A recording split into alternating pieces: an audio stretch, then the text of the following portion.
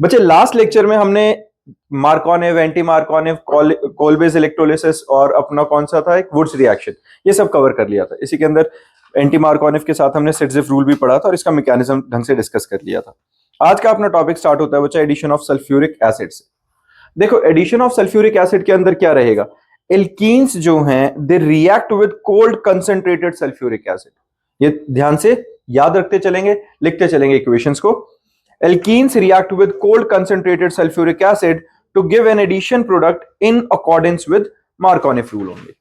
क्या रहेगा, मार्कोनिव रूल सबको याद है। अभी क्या था मार्कोनिव रूल, कि अगर मार्कोनिव के अकॉर्डिंगली, इन अकॉर्डिंग्स टू मार्कोनिव, हमेशा कार्बोकेटाइन जो बनेगा अपने पास एल्केन्स के अंदर, एल्कीन्स के अंदर डबल बॉन्ड टूट के कार्बोकेटाइन कहां बनेगा, जहां पे डिग्री ऑफ कार्बोकेटाइन मैक्सिमम होगी। जहां डिग्री मैक्सिमम होगी वहां कार्बोकेटाइन, तो जो नेगेटिव है, जो बेसिकली इलेक्ट्रोफाइल है, वो हमेशा नेगेटिव पे अटैक करेगा। न्यूक्लियोफाइल, न्यूक्लियोफाइल कौन सा होगा, जो नेगेटिव वाला पार्ट होगा, वो हमेशा वो हायर डिग्री वाले कार्बोकेटाइन पे जाके अटैक करेगा। यही था हमारे पास मार्कोनिव। तो इसमें जब हम सल्फ्यूरिक एसिड की बात करें तो हमारे पास सल्फ्यूरिक एसिड के अंदर क्या बचे, H2SO4। अब अपने को पता है H2SO4 जिस टाइम पे डिसोसिएट करेगा H पॉजिटिव और SO4 2 नेगेटिव में डिसोसिएट करता होता है। लेकिन उसी के अंदर अब देखो यहां पे हमारे पास पहले एक काम करते हैं, एल्कीन्स का जब हमने कार्बोकेटाइन बनाया, इस वाले पार्ट पे ध्यान देंगे बच्चे सारे। अपने पास ये जो कार्बन है, ये क्लियरली दिख रहा है सबको कि ये वाला हमारे पास क्या है, जो 2 डिग्री कार्बोकेटाइन बन रहा है ना। यहां पे 2 डिग्री कार्बोकेटाइन बन रहा है। अब 2 डिग्री कार्बोकेटाइन बना है तो हमारे पास जो नेगेटिव वाला पार्ट होगा OSO2OH, ये क्या है, OSO2 और OH, हाइड्रोजन रिलीज हुआ। अब क्या बोला मैंने, H2SO4 डिसोसिएट कैसे करता है, H पॉजिटिव और SO4 2 नेगेटिव में, लेकिन उससे पहले एक हाइड्रोजन रिलीज होगा। H2SO4 में से H पॉजिटिव और HSO4 नेगेटिव में डिसोसिएट करेगा कि नहीं। पहली डिसोसिएशन तो एक हाइड्रोजन से स्टार्ट होगी ना, H पॉजिटिव और HSO4 नेगेटिव में टूटेगा। अब जो HSO4 नेगेटिव है, बीइंग नेगेटिव इन चार्ज, ये क्या हुआ, ये बना हमारे पास न्यूक्लियोफाइल। न्यूक्लियोफाइल कहां जाके जुड़ेगा, जहां पर जिस कार्बन के पास हमारे पास पॉजिटिव चार्ज है उस पर। तो ये वाला जितना पार्ट था ये जाके बॉन्ड बनाएगा इस कार्बन के साथ। That is in accordance to Markovnikov rule. ठीक है, किसी को इसमें दिक्कत बच्चा, क्लियर है ये। फिर आता है हमारे पास एडिशन ऑफ वाटर। देखो एडिशन ऑफ वाटर में हमारे पास क्या रहेगा बच्चा, when alkenes are treated with few drops of concentrated sulfuric acid, addition of water take place in accordance with Markovnic rule and alcohols are obtained as product। यहां पे हम क्या बात कर रहे हैं, देखो एडिशन के अंदर हमारे पास बेसिकली हम हाइड्रेशन की बात कर रहे हैं। हाइड्रेशन में सीधी सी एक चीज रखते हैं, हाइड्रेशन ऑफ वाटर क्या रहेगा, जिसमें हमारे पास बच्चे वाटर है H2O, अपने को पता है H पॉजिटिव OH नेगेटिव में टूटेगा। सेम कहानी, OH नेगेटिव कहां पर जाके जुड़ेगा, जहां पर कार्बोकेटाइन बन रहा है। कार्बोकेटाइन कहां बनेगा, जहां डिग्री ज्यादा है, दैट इज मार्कोनिव रूल। तो सेम इसी तरीके से जो मार्कोनिव के अंदर हमने करा था कि अगर अपने पास यहां एल्काइल ग्रुप है तो इस एल्काइल ग्रुप के अंदर अगर हमारे पास ये बॉन्ड हट के यहां से इसके ऊपर पॉजिटिव चार्ज और इसके ऊपर अगर नेगेटिव आ जाता है, यही आ सकता है कि नहीं, क्योंकि यहां पर ये जो कार्बन है ये 3 डिग्री कार्बोकेटाइन बन गया, 3 डिग्री बन गया मैक्सिमम स्टेबिलिटी। तो इस पर आकर OH नेगेटिव आके अटैक करेगा, होगा कि नहीं। ये बात समझ में आ रही है मैं क्या बोल रहा हूं, कि H पॉजिटिव और OH नेगेटिव में जो अपना वाटर जो है वो आयनाइज हुआ है, तो ये जो नेगेटिव वाला पार्ट होता है ये कौन होता है बच्चे, न्यूक्लियोफाइल। न्यूक्लियोफाइल जाके अटैक करेगा पॉजिटिव चार्ज की तरफ, तो इस कार्बन पर OH आकर जुड़ जाएगा। ये भी सीधा सीधा in according to Markovnikov rule है। क्लियर है ये। तो ये हमारे पास एल्कोहल की फॉर्मेशन हो जाती है। डन। फिर हमारे पास आता है C2H4O2 के साथ रिएक्ट करेगा तो कार्बन डाइऑक्साइड और वाटर लिबरेट होती है। ये हमें हमेशा से पता है, याद है ना ये सबको, कि हमारे पास कोई भी हाइड्रोकार्बन अगर ऑक्सीजन से रिएक्ट करता है तो हमेशा क्या होती है, कंबशन वाला रिएक्शन फॉलो करेगा जिसमें कार्बन डाइऑक्साइड और वाटर रिलीज होता है। फिर आता है बच्चे ऑक्सीडेशन। देखो ऑक्सीडेशन में क्या रहेगा, जिस टाइम पे हम alkynes are treated with cold dilute 1% alkaline solution of KMnO4। अब ये जो KMnO4 है ये क्या होता है बच्चा, बेयर्स रिएजेंट।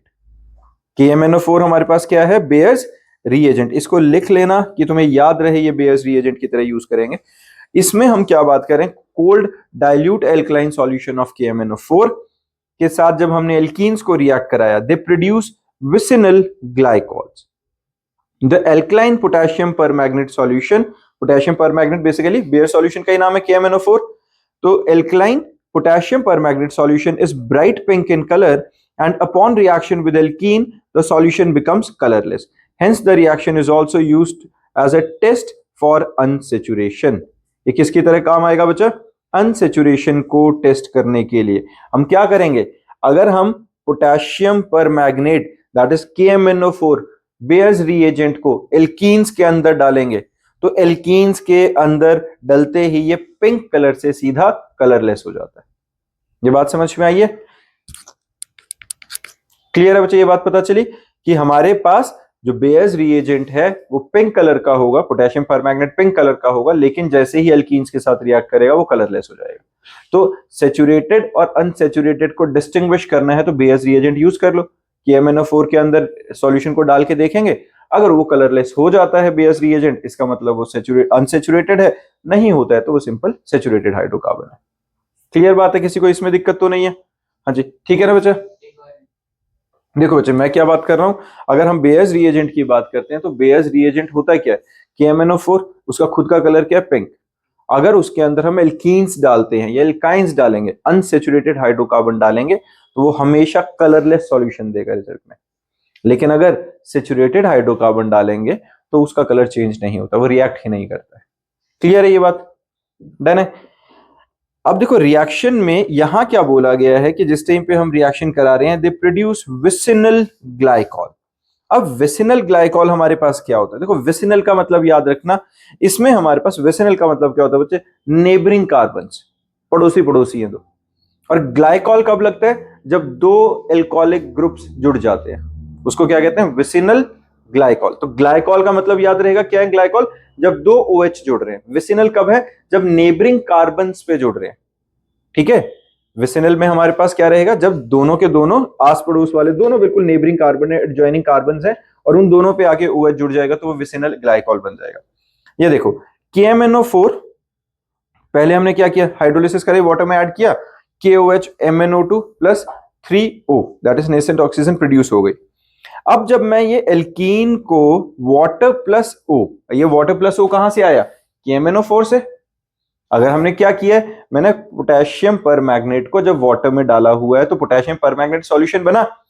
वो जो सॉल्यूशन है वो बना क्या रहा है, वो बना रहा है पोटेशियम हाइड्रोक्साइड को, MnO2 को और 3O को। यही था। तो नेसेंट ऑक्सीजन वहां पे है कि नहीं, अकेली ऑक्सीजन, हाईली रिएक्टिव। एल्कीन्स को H2O और KMnO4 के सॉल्यूशन में अगर डालेंगे तो H2O तो था ही वहां पे सॉल्यूशन में, वाटर तो है ही, साथ में ऑक्सीजन प्रोड्यूस हुई थी KMnO4 से। और वहीं पर हमारा ये बात समझ में आई, 273 केल्विन पे KMnO4 की प्रेजेंस में जब हमने रिएक्ट कराया तो अपने पास OH की एडिशन हो गई है दोनों एल्काइल्स के ऊपर, दोनों मतलब बेसिकली कार्बन कार्बन के ऊपर। समझ में आ रही है बात? तो ये जो हमारे पास हुआ, ये अनसैचुरेटेड हाइड्रोकार्बन से सैचुरेटेड बन गया और ये है ethane diol that is ethylene glycol. Done है? ऐसे ही एल्कीन था, पिंक कलर का KMnO4, ऑब्वियसली सॉल्यूशन है तो वाटर की प्रेजेंस में डलेगा तो एक कलरलेस सॉल्यूशन बन जाएगा जो हमारे पास ग्लाइकॉल का बनेगा। ठीक है, MnO2 ब्राउन प्रेसिपिटेट के फॉर्म में रह जाएगा। किसी को दिक्कत है इसमें? ठीक है, oxidation with hot potassium permanganate solution. अब देखो अभी हमने क्या किया था, यहां पर हमने कोल्ड डाइल्यूट 1% एल्कलाइन सॉल्यूशन के साथ किया। 1% का तो मतलब समझ रहे हो, वाटर की प्रेजेंस ज्यादा है, 1% सिर्फ हमारे पास बेस रिएजेंट था। अब हम हॉट पोटेशियम परमैग्नेट के साथ डाल रहे हैं तो CH2CH यहां पे भी ट्वाइस आना चाहिए हमारे पास। तो ये जब हॉट KMnO4 के साथ हम रिएक्ट कराएंगे तो मिथेनोइक एसिड या फॉर्मिक एसिड की फॉर्मेशन कराएगा। फिर फर्दर हीट करेंगे तो कार्बन डाइऑक्साइड और वाटर में उसे ब्रेक कर देगा वो। क्लियर है? देखो क्या हुआ बच्चे, अगर हम हॉट KMnO4 की प्रेजेंस में रिएक्शन कराते हैं, हॉट KMnO4 उसको एल्कोहलिक नहीं रखेगा। देखो क्या होता है, मेरी बात समझना, इसमें हमारे पास KMnO4 है क्या, ये स्ट्रॉन्ग ऑक्सीडाइजिंग एजेंट है। क्या है ये? Strong oxidising agent. तो जब भी हम double bonded carbon atom that is unsaturated hydrocarbon की ऑक्सीडेशन करेंगे तो सबसे पहली स्टेप में वो क्या बनेगा, एल्कोहल। मैं फर्दर उसकी ऑक्सीडेशन कर दूं तो एल्कोहल से क्या कन्वर्ट होगा, एल्डिहाइड। और फिर ऑक्सीडेशन करूंगा तो एल्डिहाइड से क्या बनेगा, कार्बोक्सिलिक। समझ रहे हो, पहली स्टेप में एल्कोहल, फिर एल्डिहाइड और फिर उसके बाद कार्बोक्सिलिक। अगर अब मैं कोल्ड 1% डाइल्यूट KMnO4 डाल रहा हूं, मतलब क्या हुआ, अब देखो कोल्ड डालने का मतलब क्या हुआ, कोल्ड डालने का मतलब हुआ हमने कम रिएक्टिविटी के साथ डाला है, कंसेंट्रेशन भी बहुत लो रखी है, डाइल्यूट रखा है 1%, तो उसकी जो ऑक्सीडाइज करने की क्षमता है वो थोड़ी लिमिटेड यूज कर रहे हैं। अगर लिमिटेड यूज करेंगे तो वहां पर सिर्फ एल्कोहल बनेगा, ग्लाइकॉल बना, 2H ऐड हुए। लेकिन अगर अब मैं उसे हॉट करके यूज करूंगा, हॉट करके यूज करने का मतलब होता है कि उसके रिएक्टिविटी को इंक्रीज कर देना। हाइयर टेम्परेचर पे डाल रहे हैं, रिएक्टिविटी बढ़ेगी। अब अगर किसी ऑक्सीडाइजिंग एजेंट की स्ट्रेंथ को हम मैक्सिमम यूज कर रहे हैं तो एल्कोहल से सीधा वो क्या बना के हटेगा, कार्बोक्सिल। समझ में आई है। तो यहां पर हमारे पास अगर हम एल्कीन्स को हॉट KMnO4 की प्रेजेंस में रिएक्ट कराएंगे तो हमारे पास carboxylic that is methanoic acid या फॉर्मिक एसिड की फॉर्मेशन हो जाएगी। और फर्दर रिएक्ट कराएंगे, हीट करेंगे तो कार्बन डाइऑक्साइड और वाटर में लिबरेट करेगा। ठीक है, यहां देखो ब्यूट 2इन KMnO4 H positive acidic medium में और पोटेशियम परमैंगनेट के साथ एसिडिक, बेसिकली एसिडिक ना से ये वाटर के अंदर डाला था तो H पॉजिटिव OH नेगेटिव था वहां। इनके प्रेजेंस में रिएक्शन से क्या बना, इथेनोइक एसिड। क्लियर है ये। अब यहां एक और चीज पे ध्यान देना, यहां पर 2 कार्बन थे, यहां क्या बना, मिथेनोइक, 2 की जगह 1 कार्बन का एसिड, नीचे ब्यूट था, बना कितना, 2 का। ठीक है, तो हर बार हो क्या रहा, वो डबल बॉन्ड बीच में से ब्रेक करेगा, अलग अलग कार्बोक्सिलिक एसिड्स की फॉर्मेशन हो रही है। ठीक है, डबल बॉन्ड के साथ ये जो 4 कार्बन है, 2 ये अलग टूटेंगे, 2 ये अलग टूटेंगे और 2 मॉलिक्यूल्स कार्बोक्सिलिक एसिड के हमारे को मिल जाएंगे। इसके अंदर जैसे ब्यूट था तो 2 इथेनोइक एसिड मिला, अगर क्लियर, तो 3 मिल जाता है। जैसे यहां पे देखो हमारे पास क्या है, सी, यहां पे इस पार्ट पे ध्यान देना। यहां पर हमारे पास ना बच्चे, जो अपने पास ये रिएक्शन में देखोगे CH3 ट्वाइस CH2 है ना, यहां पे नंबर ऑफ कार्बन एटम्स कितने, 1 2 3 4, ऐसा ही है। यहां पर पहले क्या बना KMnO4 के प्रेजेंस में, प्रोपेन 2 ओन, कार्बन डाइऑक्साइड और वाटर लिबरेट हो गए।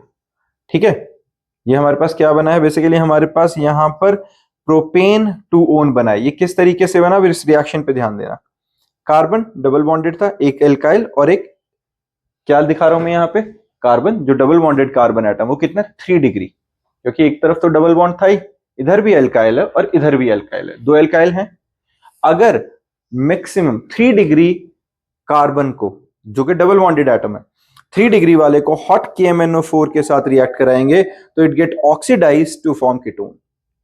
फर्क समझ में आ रहा है। अभी तक मैं क्या समझा रहा था, कार्बोक्सिलिक एसिड बनना चाहिए था, लेकिन यहां पर, यहां तुमने देखा ये जो कार्बन एटम है ये 3 डिग्री कार्बन एटम है, तो जो 3 डिग्री कार्बन एटम की अगर हॉट KMnO4 की प्रेजेंस में ऑक्सीडेशन कराएंगे तो फॉर्मेशन किसकी होगी बच्चे, कीटोन की। डन है। और अगर 1 डिग्री या 2 डिग्री है, ऑब्वियसली 1 डिग्री होगा या 2 डिग्री होगा, समझ रहे हो कैसे, डबल बॉन्डेड है वो तो सीधा सा ही आई, अगर एक और एल्काइल भी लग गया तो लॉन्ग चेन का पार्ट होगा, कोई बड़ी बात नहीं है। तो अगर 1 डिग्री या 2 डिग्री है तो हमेशा किसकी फॉर्मेशन होगी बच्चे, कार्बोक्सिलिक की। ये याद रहेगा। ठीक है, तो हमारे पास 2 चीजें हैं जो तुम्हें याद रखनी है। क्या है, पहला, अगर हम कोल्ड के साथ रिएक्ट कराएंगे, cold bears reagent, cold potassium permanganate KMnO4 diluted form में, अगर उसके साथ हम किसी एल्कीन को रिएक्ट कराएंगे तो विसिनल ग्लाइकॉल बनता है, दैट इज नेबरिंग कार्बन के ऊपर 2 OH लग जाएंगे। अगर हॉट KMnO4 के साथ रिएक्ट कराएंगे तो वो ऑक्सीडाइज ज्यादा करेगा। अगर 1 डिग्री या 2 degree double bonded carbon atom होगा तो बनाएगा कार्बोक्सिलिक, और अगर 3 डिग्री कार्बन होगा जो डबल बॉन्डेड है तो उसके साथ हमेशा कीटोन की फॉर्मेशन होगी। क्लियर है बच्चा। फिर हमारे पास आता है, देखो अगर यहां है जैसे 1 डिग्री है, अब यहां 1 डिग्री वाले में क्या हुआ, फर्दर ऑक्सीडाइज होके कार्बन डाइऑक्साइड बना रहा है। अभी मैंने क्या कहा था, हमारे पास इस रिएक्शन पे भी ध्यान देना जो हमने अभी ऊपर डिस्कस किया था, इस वाले पे, वहां पर 1 डिग्री कार्बन था ये, है ना, आगे कोई एल्काइल की चेन नहीं है, हॉट KMnO4 के साथ रिएक्ट किया, मिथेनोइक एसिड बना। लेकिन जब मिथेनोइक एसिड बन रहा है तो साथ में KMnO4 से जो नेसेंट ऑक्सीजन निकले थे उसी के ऑक्सीजन के प्रेजेंस में फर्दर हीट किया तो कार्बन डाइऑक्साइड में ब्रेक किया। अगर 2 डिग्री होता तो ये कार्बन डाइऑक्साइड में ब्रेक नहीं करेगा, ये सिर्फ कब करेगा, जब 1 डिग्री वाला होगा। 2 डिग्री वाला कहां रुक जाएगा, कीटोन पे। 2 डिग्री वाला होगा वो कहां रुकेगा, कार्बोक्सिलिक पे। और 3 डिग्री वाला होगा वो कहां रुकेगा, जाके कीटोन पे। क्लियर है, याद रहेगा बच्चा। ये कंप्लीट द रिएक्शंस के अंदर सब आएगा, तो तुम्हें पता होना चाहिए। फिर हमारे पास एक टॉपिक आता है बच्चा, ओजोनोलिसिस। ओजोनोलिसिस बेसिकली क्या है, alkenes react with O3 to give ozonide, which on reduction with ZnH2O cleave to give smaller molecules। देखो बेसिकली हम बात क्या कर रहे हैं यहाँ पे, ओजोनोलिसिस में हम क्या कर रहे हैं बच्चे, ओजोन पता है सबको, O3 के साथ रिएक्शन कराना है। अपने पास एल्कीन्स है, O3 के साथ हमने रिएक्ट करा, तो बीच में ये ओजोनाइड की फॉर्मेशन होती है। ओजोनाइड क्या होता है बेसिकली, देखो जो ऑक्सीजन है O3 था, हमारे पास जो ये एल्काइल ग्रुप है उसका एक हिस्सा जो CH3CH वाला है वो अलग 2 ऑक्सीजन से बॉन्ड बना रहा है, और ये जो दूसरा हिस्सा है CH2 वो अलग बना रहा है। ये इंटरमीडिएट बनता है बच्चे हमेशा, ठीक है। और इसका बॉन्ड कैसे ब्रेक करेगा, यहां से ये वाला पार्ट अपना अलग निकल जाएगा और ये वाला पार्ट अलग निकलेगा। तो ये जो बना अपने पास, ये क्या बना, इथेनल, और ये जो निकलेगा ये क्या निकलेगा, मिथेनल। समझ में आई है, फिर से सुनो। अगर हमारे पास ओजोनोलिसिस के अंदर हम क्या करेंगे, जो एल्कीन्स होंगे जब ओजोनोलिसिस के केस में रिएक्ट करेंगे, तो डबल बॉन्ड वाला जो पार्ट है, डबल बॉन्ड के एक तरफ वाली कार्बन की चेन अलग ऑक्सीजन से रिएक्ट कर जाएगी और दूसरे साइड वाली अलग ऑक्सीजन से। फॉर्मेशन किसकी होगी, एल्डिहाइड्स की। क्लियर है, ये जो बीच में बन रहा है ये इंटरमीडिएट कॉम्प्लेक्स बनता है बच्चा, ठीक है। ये याद रहेगा, ओजोन की प्रेजेंस में अगर हमारी एल्कीन्स रिएक्ट करेंगे तो किस चीज की फॉर्मेशन हो रही है, एल्डिहाइड्स की, ठीक है। This reaction is also help for deciding the structure of alkene and location of double bond. कैसे भाई, अब मान लो हमने कार्बन की, मैंने कहा कि तुम्हारे पास भी डबल बॉन्डेड कार्बन चेन पड़ी है यहाँ पे, हमें नहीं पता डबल बॉन्ड कहां पे है। अगर मैं उसकी ओजोनोलिसिस कर देता हूं, मान लेते हैं हमारे पास 5 कार्बन की चेन थी, अब 5 6 7 जितनी भी होती है, हम 5 ही लगा के चलते हैं, 5 कार्बन की चेन थी, इनमें कहीं बीच में डबल बॉन्ड होना चाहिए था। मुझे कैसे पता चलेगा कहां है, वो अनसैचुरेटेड हाइड्रोकार्बन है कि MnO4 के साथ रिएक्ट करा रहे हैं उसके सॉल्यूशन को, तो वो पिंक कलर से कलरलेस हो रहा है, ये तो क्लियर है कि अनसैचुरेटेड है, एल्कीन्स है मान लिया। अब एल्कीन के अंदर भी कौन सी पोजीशन पे डबल बॉन्ड है ये कैसे पता चले, ओजोनोलिसिस कर देते हैं। O3 के साथ रिएक्ट कराया, तो अगर हमारे पास इथेनल और प्रोपेनल की फॉर्मेशन हो गई, इथ मतलब 2, प्रोप मतलब 3, मतलब इधर से 2 और उधर से 3 कार्बन के बीच में डबल बॉन्ड था, क्योंकि ओजोनोलिसिस में यही हो रहा था, जो डबल बॉन्ड वाले के एक साइड वाली कार्बन चेन अलग एल्डिहाइड बना रही है और बाकी चेन अलग एल्डिहाइड ग्रुप बना रही है। तो वहां से हम जज कर सकते हैं, मान लो अगर इसी 5 के अंदर मिथेनल और ब्यूटेनल बनता, मतलब पहले और बाकी 4 वाले कार्बन के बीच में डबल बॉन्ड बन रहा था कि नहीं। ये बात समझ में आ रही है बच्चे, पक्का, कि अगर हमारे पास पहले कार्बन और दूसरे कार्बन के बीच में ही डबल बॉन्ड होता तो ये 4 अलग टूटते और ये एक अलग टूटता है, ये बनाता मिथेनल, ये बनाता ब्यूटेनल, है ना। तो जो हमारे पास प्रोडक्ट की फॉर्मेशन है उसके बेसिस पे हम डबल बॉन्ड की पोजीशन जज कर सकते हैं, ठीक है आरुष, पक्का ना, चलो ठीक है। फिर आता है बच्चे पॉलीमराइजेशन। देखो पॉलीमराइजेशन में क्या है, when a large number of monomers combine to give a molecule bearing high molecular mass is called polymer. नाम से पता है पॉलीमर, पॉली का मतलब बहुत सारे और वो आपस में अटैच हो गए तो पॉलीमर बन गया। क्या है, this process is called polymerisation. जैसे NCH2CH2 का डबल बॉन्ड, यहां N का मतलब क्या है, बहुत सारे एल्कीन्स हैं, बहुत सारे, इनकी हमने हाई टेम्परेचर हाई प्रेशर पे कैटलिस्ट के साथ रिएक्शन कराया तो वो पॉलीथीन बन गया। क्या बन गया, पॉलीथीन। CH2 की पूरी चेन लगातार एक लंबी सी चलती रहेगी, दैट इज पॉलीमराइजेशन। जो अलग अलग एल्कीन्स है सारे आपस में जुड़ के एक लॉन्ग चेन बना लेते हैं, दैट इज पॉलीथीन। यहां पे जैसे प्रोपीन है, N propene, high temperature high pressure पे कैटलिस्ट के प्रेजेंस में रिएक्ट कराया तो हमारे पास पॉलीप्रोपीन की फॉर्मेशन हो जाती है। क्लियर है बच्चा, सीधा सा पॉलीमराइजेशन में जो हमारे पास एल्कीन्स है वो आपस में ब्रांच बना के लॉन्ग चेन बना लेते हैं, ठीक। एल्काइंस, एल्कीन्स तक हमारा हो गया, एल्काइंस हमने पहले डिस्कस, एल्केन्स पहले कर लिया था। अब एल्काइंस में अपने पास क्या होता है, CnH2n-2 पता है, एक सिग्मा और 2 पाई बॉन्ड, ये भी पता है ना। अब method of preparation of alkynes क्या रहेंगे, सबसे पहला है फ्रॉम कैल्शियम कार्बाइड। भाई कैल्शियम कार्बाइड CaC2 वाटर के साथ हमने रिएक्ट कराया, बेसिकली क्या कर रहे हैं हम, वाटर के अंदर जब हमने कैल्शियम कार्बाइड को रिएक्ट कराया तो कैल्शियम हाइड्रोक्साइड की फॉर्मेशन कराई और C2H2 हमारे पास साथ में फॉर्म हो गया। C2H2 क्या है, इथाइन, ठीक है, ये हमारे पास क्या हो गया, इथाइन की फॉर्मेशन हो गई है। क्लियर है। तो यहां पर हमारे पास जो बचे कैल्शियम हाइड्रोक्साइड और C2H2 की फॉर्मेशन हुई है, समझ में आया। C2H2 हमारे पास क्या बन गया, ये अपने पास बन गया इथाइन, ठीक है। कैल्शियम कार्बोनेट को जब हमने हीट किया तो calcium oxide plus carbon dioxide बनेगा। कैल्शियम ऑक्साइड को सीधा सीधा कार्बन से रिएक्ट करा दो, क्या बनेगा, कैल्शियम कार्बाइड और कार्बन मोनोऑक्साइड। क्लियर है बच्चे। और यही कैल्शियम कार्बाइड जो हमारे पास बना था, इसी कैल्शियम कार्बाइड को हम क्या कर रहे हैं, सीधा सा हाइड्रोलिसिस कर, उसकी वो अपना वाटर के साथ रिएक्ट करा दो, ठीक है, हाइड्रेशन करा दो। समझ में आई ये बात, किसी को दिक्कत है इसमें। कैल्शियम कार्बाइड की फॉर्मेशन कैसे हो रही है बच्चे, हमारे पास कैल्शियम ऑक्साइड को प्योर कार्बन से जैसे रिएक्ट कराते हैं तो कैल्शियम कार्बाइड बन जाता है। कैल्शियम कार्बाइड को वाटर के साथ रिएक्ट कराओ, वाटर में डिसॉल्व कर दो, अपने आप अपने पास एल्काइंस की फॉर्मेशन करवा देगा वो। फ्रॉम विसिनल डाइहैलाइड्स, देखो विसिनल डाइहैलाइड्स क्या है, विसिनल समझ में आ गया था, दो नेबरिंग कार्बन, डाइहैलाइड मतलब दोनों पे हेलोजेंस लगे हुए हैं, यहां हमने ब्रोमीन लगा दिया।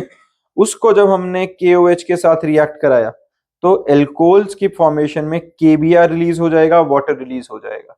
क्या होगा, यहां पर वाटर और KBr रिलीज हो जाएंगे। तो हमारे पास क्या बना, देखो पहला KBr रिलीज हुआ तो एक डबल बॉन्ड इंट्रोड्यूस हुआ।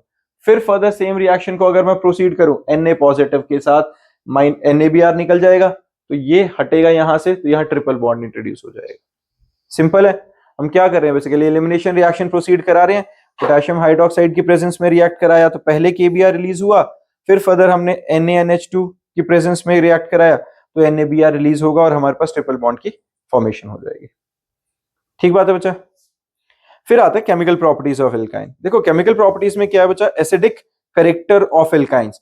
इन इथाइन और alkynes the sp hybridized carbon atom possesses maximum s character and hence maximum electronegativity। इस बात के बारे में किस किस को पता है, ये हाइब्रिडाइजेशन में s कैरेक्टर p कैरेक्टर का आइडिया है। हमने केमिकल बॉन्डिंग के अंदर हाइब्रिडाइजेशन बहुत डिटेल में समझी थी। हमने क्या क्या पढ़ा था, अगर सिंगल बॉन्डेड कार्बन एटम है तो वो sp3 हाइब्रिडाइज्ड कार्बन एटम होता है, डबल बॉन्डेड कार्बन एटम है तो वो sp2 हाइब्रिडाइज्ड होता है, ट्रिपल बॉन्डेड है तो वो sp हाइब्रिडाइज्ड होता है। अब एक बात समझना, जब एक s और 3 p, एक s और 3 p sp3 हाइब्रिडाइजेशन थी तो s कैरेक्टर कितना था, 25%। एक s और 2 p बने तो ऑलमोस्ट 33 पॉइंट समथिंग %। और अगर एक s और एक p बना जो कि एल्काइंस के लिए तो ये 50-50 हुआ कि नहीं। तो s कैरेक्टर मैक्सिमम किस में है, जिसके जो एल्काइंस है जिसमें sp हाइब्रिडाइजेशन है।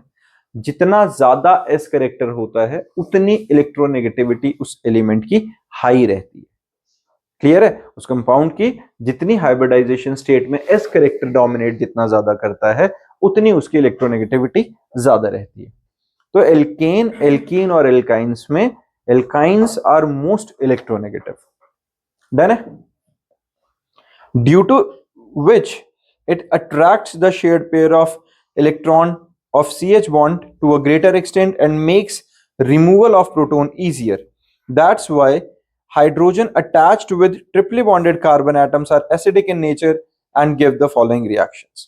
अब ये क्या बात हुई, इलेक्ट्रोनेगेटिविटी का कंसेप्ट अपने को पता है। क्या है electronegativity, it is the tendency to attract the shared pair of electron toward itself.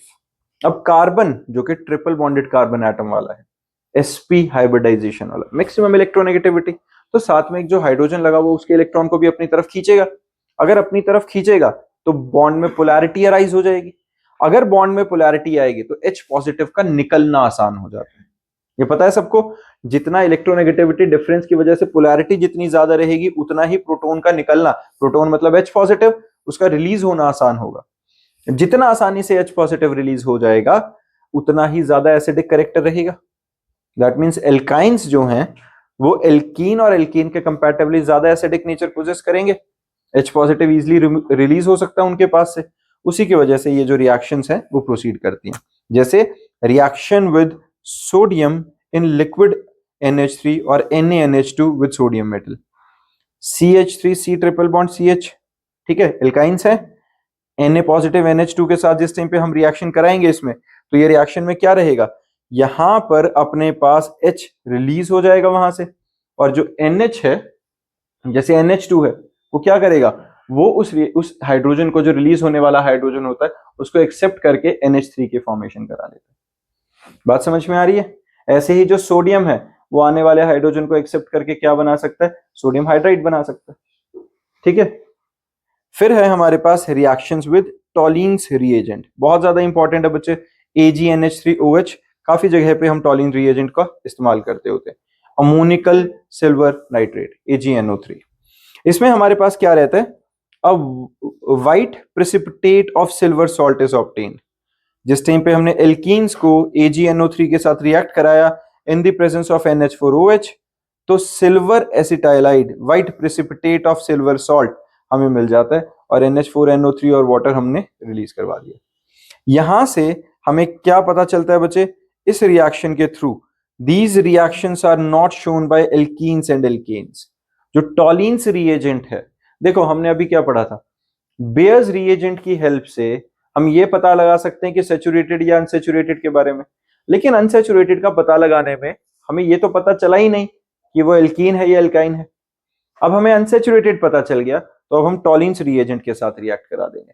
अगर टॉलिन्स रिएजेंट के साथ हम रिएक्ट कराएंगे, अमोनिकल AgNO3 के साथ मैं रिएक्ट करा दूं, तो वहां पर अपने पास सिल्वर प्रेसिपिटेट, सिल्वर एसिटाइलाइड के व्हाइट प्रेसिपिटेट की फॉर्मेशन हो जाती है।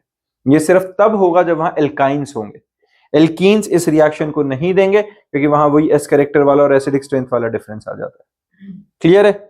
तो these reactions are not shown by alkenes and alkanes, hence used for distinction between alkynes, alkenes and alkanes. Clear है बच्चा?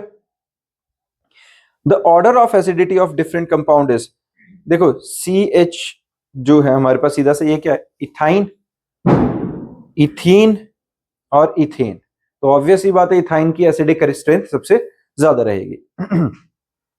इथाइन, यहां पर अब देखो यहां क्या डिफरेंस आ गया है, तो सारे ही एल्काइंस, इस वाले केस में सारे एल्काइंस है, लेकिन अब एल्काइंस के अंदर जितना हमारे पास इसके साथ लॉन्ग चेन शुरू हो गई है, लॉन्ग चेन शुरू हो जाती है तो क्या आता है, प्लस सा इफेक्ट देना शुरू करता है, याद है, ये अपना इलेक्ट्रॉन क्लाउड ऑलरेडी इस कार्बन की तरफ भेजेगा, अगर यहां भेजेगा तो ये कार्बन और हाइड्रोजन की पोलैरिटी कॉम्प्रोमाइज हो जाती है, जिसकी वजह से H का रिलीज होना कम होता जाएगा। तो जितने एल्काइल ग्रुप्स की अवेलेबिलिटी, एल्काइल ग्रुप्स चेन के अंदर जितने ज्यादा होते जाएंगे, उतना प्लस सा इफेक्ट जो पोलैरिटी है उसको मिनिमाइज करने में काम देगा और एसिडिक स्ट्रेंथ को रिड्यूस करता जाएगा। क्लियर है ये? तो जितना हमारे पास एल्काइंस के अंदर ज्यादा दोनों तरफ अगर एल्काइल ग्रुप्स लग गए हैं तो उसकी एसिडिक स्ट्रेंथ लीस्ट होगी, ठीक है। Addition reaction, alkynes also undergo electrophilic addition reaction because of the presence of triple bond, 2 moles of reagents are added to it. Mechanism में क्या है, it involve the formation of vicinal cation and then addition of product। क्या है यहाँ पे triple bonded है, देखो हमने क्या किया, Hg की प्रेजेंस में रिएक्ट कराया, Z क्या है, any of the higher electronegative element, HCl हो गया, HF हो गया, HBr हो गया, उसकी प्रेजेंस में हमने रिएक्ट कराया, तो ये जो हाइड्रोजन इस ट्रिपल बॉन्ड पे अटैक करेगा तो ये विसिनल केटाइन बना, ठीक है। फर्दर फिर ये Z नेगेटिव है वो उस कार्बन पे अटैक करेगा, तो हमारे पास this addition of reagent take place in accordance to Markovnikov rule only, सीधी कहानी है। फिर फर्दर रिएक्ट करेंगे तो डबल बॉन्ड भी टूट जाएगा ये, ठीक है। फिर addition of dihydrogen, CH triple bond CH hydrogen के साथ प्लैटिनम पैलेडियम निकल की प्रेजेंस में हमने रिएक्ट कराया, तो क्या होता है, डबल बॉन्ड टूटेगा, एल्कीन की फॉर्मेशन, फर्दर फिर हाइड्रेशन, वो डाइहाइड्रोजन की एडिशन हुई तो वो एल्कीन की फॉर्मेशन हो गई। यही सेम था जो हमने एल्कीन में पढ़ा था, एडिशन ऑफ हाइड्रोजन हो रही है, हाइड्रोजनेशन का सीधा रिएक्शन चल रहा है। एडिशन ऑफ हेलोजन, सेम कहानी, ट्रिपल बॉन्ड ब्रेक करेगा, पहले हेलोजन ऐड हुआ, फिर फर्दर हम रिएक्ट कराएंगे तो ट्रिपल बॉन्ड जो डबल में कन्वर्ट हुआ था वो सिंगल में कन्वर्ट होकर फिर से वहां पर हेलोजन की एडिशन हो जाएगी। ये हमने हेलोजनेशन ऑलरेडी पढ़ा है पहले भी। फिर है addition of hydrogen halides. Hydrogen halide में क्या होगा, सेम कहानी अभी जो हमने डिस्कस करी, मार्कोनिफ के अकॉर्डिंगली चलेगा। हमारे पास जो हाइड्रोजन है वो उस कार्बन पर जाके जुड़ जाएगा जहां हाइड्रोजन पहले से ज्यादा थे, और जो ब्रोमीन है उस कार्बन पर जुड़ जाएगा जहां पर हाइड्रोजन कम थे या जिसका डिग्री ऑफ कार्बोकेटाइन बेटर बनता, जिसका डिग्री ऑफ कार्बोकेटाइन ज्यादा होता। अब उस पर ब्रोमीन आ गया, फिर फर्दर रिएक्ट कराएंगे तो यहाँ पे एक और ब्रोमीन आ जाएगा और यहाँ पे एक और हाइड्रोजन आके जुड़ जाएगा। क्लियर है, समझ में आ रही है? मार्कोनिफ के अकॉर्डिंगली पता चल रहा है ना चल क्या रहा है ये। एडिशन ऑफ वाटर में सेम फिर वही H और OH, एक पे OH जुड़ेगा मार्कोनिफ के अकॉर्डिंगली, ऐसे ही होता है। और यहां पर तो हमारे पास सीधा सा क्या है, इथाइन का एग्जांपल लिया हमने, तो एक कार्बन पर हाइड्रोजन जुड़ जाएगा, उसी कार्बन पर OH जुड़ा हमारे पास, ऐसे ही रहा। एक कार्बन पर हमारे पास क्या जुड़ गया, देखो जरा, यहां पर इस कार्बन के साथ हाइड्रोजन की एडिशन हुई है और इसके साथ आगे हमारे पास OH जुड़ गया। वही होना था ना, एक पे क्या होना था, एक पे OH वाला पार्ट जुड़ जाएगा, एक पे हाइड्रोजन आके जुड़ जाएगा। आइसोमेरिज्म होएगी अगर इसकी, तो आइसोमेरिज्म के अकॉर्डिंगली क्या बनेगा, इथेनॉल की फॉर्मेशन। ठीक है, फिर आता है हमारे पास बच्चे प्रिपरेशन ऑफ बेंजीन। बेंजीन पता है सबको क्या है, इसको हमने जब जीओसी वाला पार्ट पढ़ रहे थे अपना, उसके अंदर हमने बहुत डिटेल में पढ़ा था बेंजीन के बारे में, एरोमेटिक कंपाउंड्स के बारे में। साइक्लिक पॉलीमराइजेशन ऑफ इथाइन, पहला तो साइक्लिक पॉलीमराइजेशन का मतलब क्या हुआ, इथाइन है, हमें पता है अगर इनको हम कैटलिस्ट के प्रेजेंस में हीट करते हैं, हाई टेम्परेचर पे रिएक्ट कराते हैं तो पॉलीमराइजेशन थी, एल्कीन्स की भी थी। एल्कीन्स की तरह ही अगर मैं इनकी रेड हॉट ट्यूब में 1500 से 2000 डिग्री सेल्सियस के बीच में अगर हम हीट करते हैं तो इनकी साइक्लिक पॉलीमराइजेशन हो जाती है। 6 कार्बन आपस में अटैच हो जाते हैं और 6 में से वहां पर कॉन्जुगेशन हो जाती है। कॉन्जुगेशन क्या होती है, ऑल्टरनेट पोजीशन पर डबल बॉन्ड इंट्रोड्यूस हो जाता है। क्लियर है? तो सीधा सीधा क्या करना है बच्चे, साइक्लिक पॉलीमराइजेशन ऑफ इथाइन कराओ। कैसे, रेड हॉट ट्यूब के अंदर 1500 से 2000 डिग्री सेल्सियस में इथाइंस को, इथाइन है जो, उनको हीट कर दो, बस हीट करना। एक है decarboxylation of aromatic acid. When sodium salt of benzoic acid is heated with soda lime, NaOH and calcium oxide, ये क्या है हमारे पास, soda lime, it gives benzene। इस COONA, ये हमारे पास क्या बचा, एरोमेटिक एसिड। एरोमेटिक एसिड क्या थे, एरोमेटिक कंपाउंड जो एसिडिक फॉर्म में रहेंगे हमारे पास, तो ये अपने पास बेंजीन के साथ CONA है, NaOH की प्रेजेंस में, कैल्शियम हाइड्रोक्साइड के प्रेजेंस में हीट करेंगे तो अपने पास बेंजीन की फॉर्मेशन होगी और Na2CO3 सेपरेट आउट हो गया। क्लियर है? ये रिएक्शन लिख लिख के लर्न करने हैं बच्चा, ठीक है, इनको समझ भी लेंगे लेकिन साथ में ये टिप्स पे होने चाहिए कि किसकी प्रेजेंस में रिएक्शन हो रहा है। ऐसे ही है फिर रिडक्शन ऑफ फिनॉल। फिनॉल क्या है, जिस टाइम पे बेंजीन के साथ OH लगा हो तो उसे फिनॉल कहते हैं। रिडक्शन करानी है तो मेटल के साथ की प्रेजेंस में हीट कर दो, जिंक के साथ रिएक्ट करेगा, जिंक ऑक्साइड बन गया, बेंजीन अपना मिल गया। डन है। अब आता है देखो directive influence of functional group, बहुत ज्यादा इंपॉर्टेंट सा पार्ट है, इसके ऊपर क्वेश्चन भी बन सकता है और इसके ऊपर डायरेक्ट भी तुमसे पूछा जा सकता है। देखो हमारे पास ये पता है बच्चे, अपने पास बेंजीन के ऊपर 3 पोजीशन होते हैं, ऑर्थो मेटा पैरा, ये पता है सबको। ऑर्थो मेटा पैरा इस साइड लिखो या इधर ऑर्थो मेटा और पैरा ऐसे रखो। तो ऑर्थो मेटा पैरा होते हैं हमारे पास जो है रेफरेंस के लिए, बेंजीन के ऊपर एक हेलोजन लगा हुआ है, उसके साथ वाला बिल्कुल नेबरिंग कार्बन ऑर्थो, उसके अगले वाला मेटा और उसके बिल्कुल सामने वाला अपोजिट वाला पैरा रहता है ना।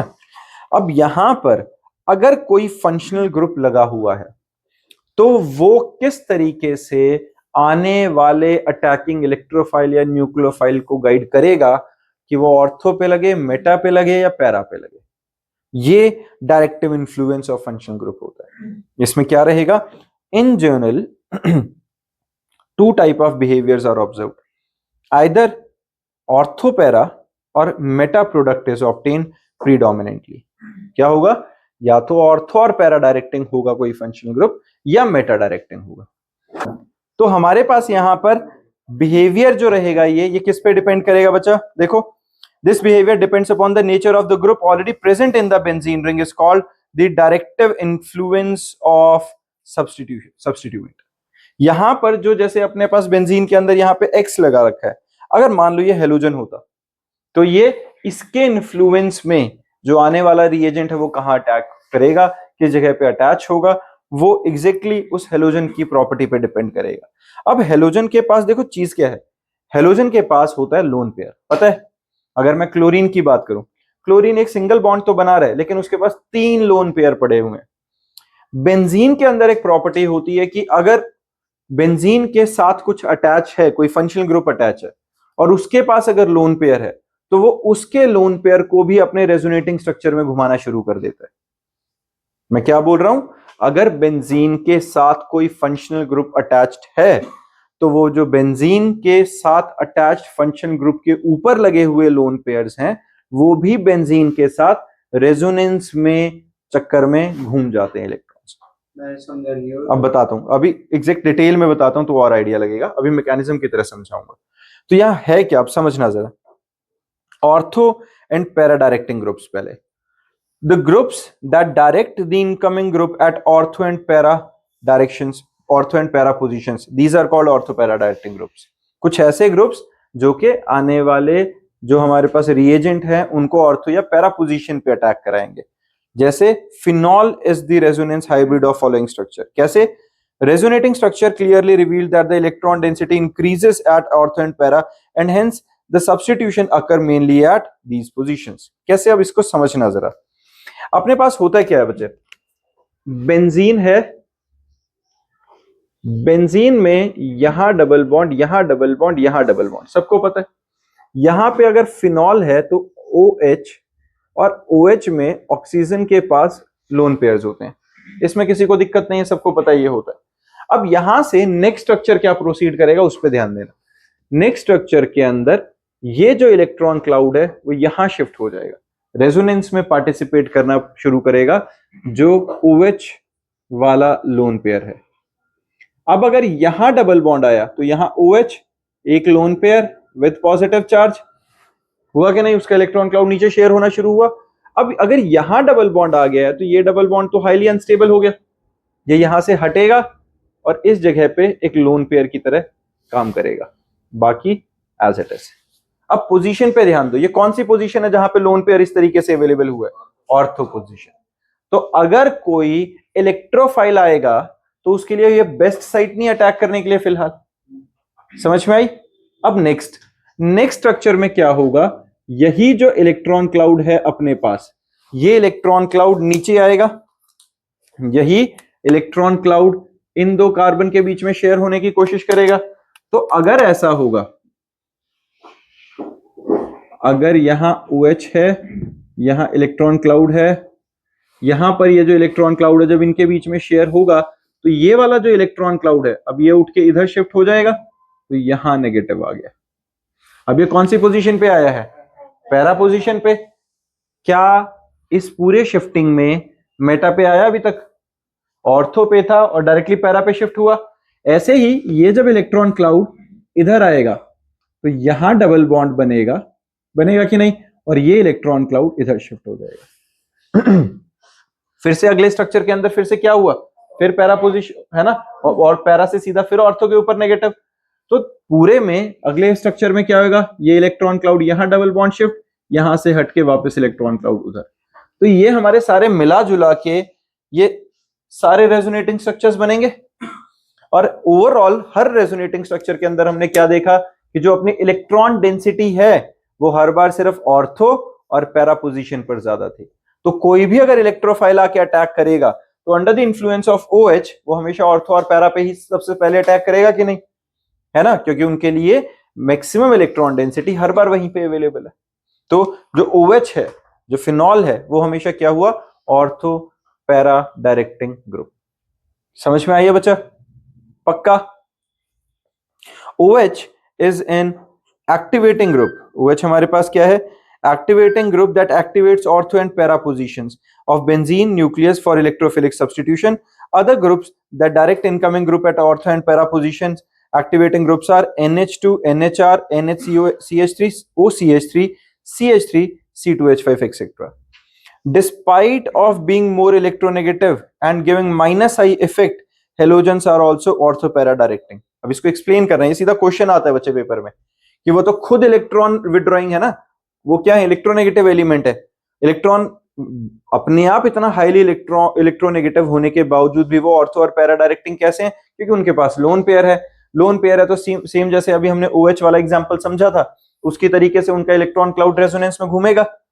Because of minus I effect of halogen, the overall electron density on benzene ring decreases. It makes substitution difficult. Therefore, halogens are moderately deactivating. पहला, halogens क्या है? Moderately deactivating, क्योंकि वो तो खुद ही इलेक्ट्रॉन क्लाउड खींच रहे हैं. लेकिन due to the resonance, the electron density on ortho and para position is greater than that at the meta position. That is why halogens are ortho para directing group. समझ में आई ये बात? Halogens है, electronegativity की वजह से electron cloud को तो खींचेंगे, लेकिन खुद का जो पूरा लोन पेयर था वो तो रेजोनेंस में घूम ही रहा है, तो ऑर्थो और पैरा पोजीशन पे वो इलेक्ट्रॉन डेंसिटी बढ़ेगी उनकी वजह से. क्लियर है बच्चा? फिर आता है meta directing group. Meta directing group में क्या है? The group that direct the incoming group of at meta position are called meta directing group. जैसे NO2 है, CN है, CHO, COR, COH, COOR, SO3H etcetera. जैसे NO2 ग्रुप पे ध्यान देंगे. यहां देखना बच्चे, अब साथ साथ में चलेंगे. NO2 ग्रुप है अपना.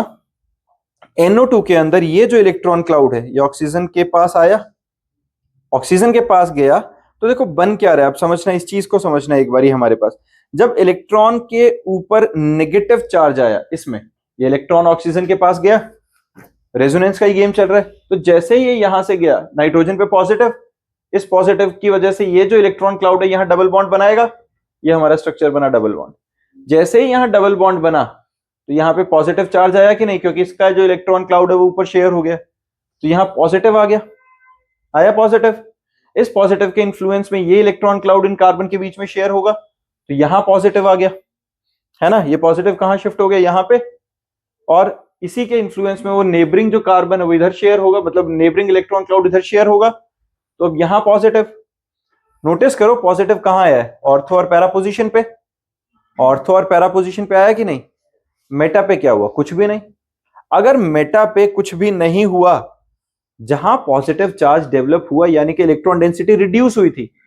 मेटा पे पहले बार केस में जब OH वाला किया था तब इलेक्ट्रॉन डेंसिटी ना बढ़ी थी ना घटी थी. इस वाले केस में भी मेटा पे ना इलेक्ट्रॉन डेंसिटी बढ़ी है ना घटी है, लेकिन ऑर्थो और पैरा पे घट गई है ना. पॉजिटिव चार्ज आ गया तो ऑर्थो और पैरा पे इलेक्ट्रॉन डेंसिटी रिड्यूस हुई है. तो in comparison to ortho and para, meta पे हमेशा इलेक्ट्रॉन डेंसिटी ज्यादा हुई कि नहीं. तो अब जो कोई इलेक्ट्रोफाइल है वो फटाक से आगे कहां अटैक करेगा? मेटा पोजीशन पे.